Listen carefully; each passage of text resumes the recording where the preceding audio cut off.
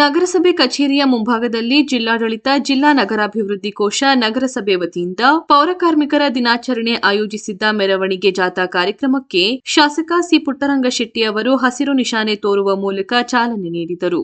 ನಗರಸಭೆ ಕಚೇರಿಯಿಂದ ಹೊರಟ ಮೆರವಣಿಗೆ ಚಾಮರಾಜೇಶ್ವರ ದೇವಸ್ಥಾನ ರಸ್ತೆ, ಅಗ್ರಹಾರ ಬೀದಿ, ಭುವನೇಶ್ವರಿ ವೃತ್ತ, ಡಿವಿಷನ್ ರಸ್ತೆ, ಸಂತೆಮರಳಿ ವೃತ್ತ ಮೂಲಕ ವಾಲ್ಮೀಕಿ ಭವನದವರೆಗೆ ಮೆರವಣಿಗೆ ನಡೆಯಿತು.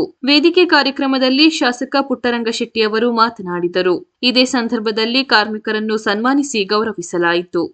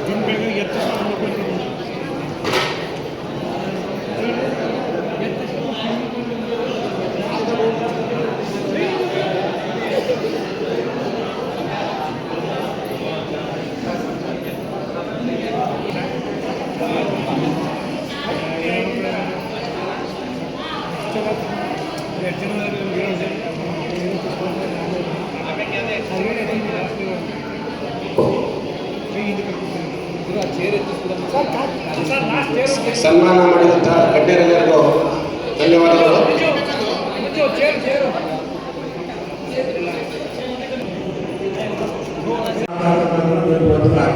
ಕಾರ್ಮಿಕ ಇಲಾಖೆ ಎಲ್ಲ ರೀತಿಯ ಸೌಲಭ್ಯಗಳನ್ನ ಕೊಡ್ತಾರೆ. ಯಾಕಂದರೆ ತಮ್ಮ ಮಕ್ಕಳಿಗೆ ವಿದ್ಯಾಭ್ಯಾಸ ಇರ್ಬೋದು, ಕಾಲ ಅವರಿಗೆ ಅವರ ಕ್ರಿಯಾದಿಗಳಿಗೆ ಆಗ್ತಕ್ಕಂಥದ್ದನ್ನು ಕೊಡ್ತಕ್ಕಂಥದ್ದು, ಮತ್ತು ಮದುವೆಗೆ ಆರೋಗ್ಯಕ್ಕೆ ಆಗಲಾರಕ್ಕೆ ಎಲ್ಲ ಅನ್ನೋದನ್ನು ಕೊಡ್ತಾ ಇರೋದನ್ನ ಕಾಲ ನೋಡ್ತಾ ಇದ್ದೀವಿ.